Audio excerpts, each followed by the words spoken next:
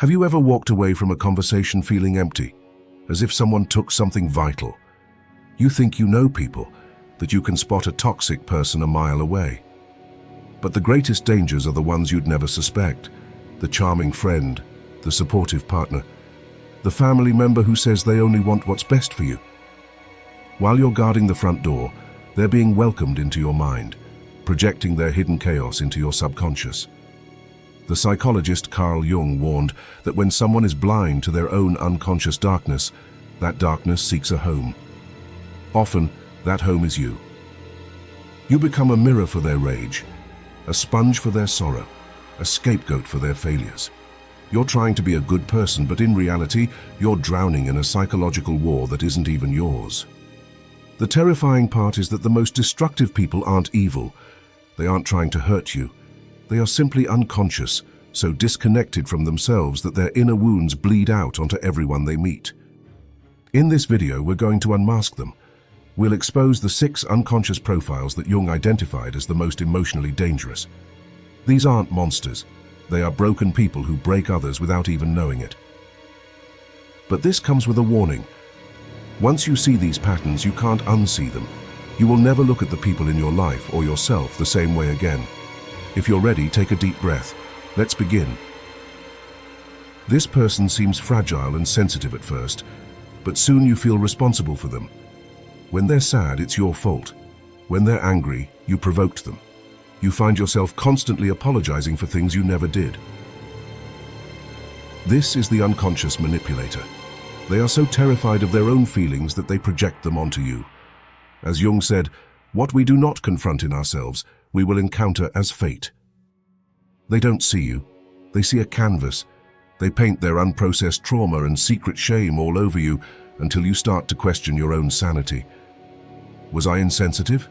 Am I the toxic one? That's the manipulation. It's silent, emotional, and devastatingly effective. Not all danger is dramatic.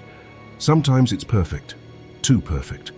The flawless smile, the impeccable reputation, the person who always does the right thing. Jung called this mask the persona. For this person, the mask is everything. They have completely fused with their public image, and their authentic self is locked away. Interacting with them feels hollow, and worse, they expect you to wear a mask too. If you show a real, messy emotion, they shut down. Living with them is contagious. Slowly you start hiding parts of yourself to keep the peace, becoming an actor in their play. What happens when all that repressed emotion starts to boil? Meet the owner of the repressed shadow. This is the person who is always polite and controlled, but underneath is a volcano of everything they've refused to acknowledge in themselves. Jung taught that the shadow is everything we deny. The more you push it down, the more powerful it becomes. This person can't stand weakness in others because they can't face their own. They are hypercritical and resentful. Until they snap. It's always over something small, a torrent of rage that is completely disproportionate. Living with them is like walking through an emotional minefield. This one is tricky because they disguise their control as virtue. They use morality or religion as a weapon, constantly pointing out your flaws to avoid looking at their own. They say things like, "I'm only telling you this for your own good," but their truth is a cage. They condemn you for the very desires and impulses they repress in themselves. Under their influence, you start to feel a deep sense of shame. Your natural instincts feel wrong. You shrink yourself to fit into their rigid box because they don't want you to be whole. They want you to be controlled. Have you ever known someone who can go from loving you to hating you in a heartbeat? One moment, they're your biggest supporter. The next, they're accusing you of betraying them over something that never happened. This is the world of a person ruled by what Jung called complexes, autonomous knots of past trauma that live in the unconscious. They aren't reacting to you, they are reacting to a ghost from their past.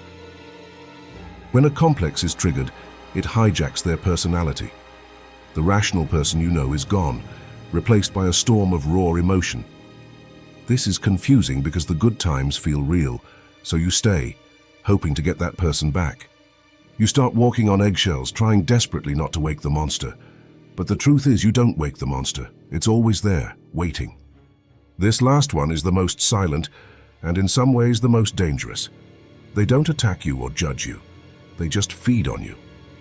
This is the person in a state of chronic need. They need your constant attention, your advice, your energy. They lean on you so heavily that you can no longer tell where they end and you begin. You offer support, then your time, then your entire emotional reality. You leave every interaction feeling exhausted, depleted, and hollowed out. They make you feel guilty for wanting space and selfish for needing silence. They aren't looking for a relationship, they are looking for a host, and their dependency slowly dissolves your very sense of self. The unconscious manipulator, the mask wearer, the powder keg, the judge, the unstable heart, the soul drainer. Seeing these patterns isn't about blaming others. It's about taking your power back. It's about a single, profound question. Which of these lives inside of you? None of us are immune. We all have a shadow. We all have wounds. The only difference is the choice. Do we have the courage to look at our own darkness, or do we inflict it on others? The path out of this jungle is awareness. To make the unconscious conscious. To see the game so you can finally stop playing. If this video has opened your eyes, then your journey is just beginning. It's time to reclaim your mind. I want you to be part of this conversation. In the comments below, tell us two things. Which profile have you encountered in your life, and which one do you honestly recognize in yourself? Your story could be the validation someone else desperately needs to read today. And if this resonated with you, click that like button to help this awareness spread and subscribe to the channel, because our journey into the mind is far from over. Thank you for your courage to look deeper. I'll see you in the next video.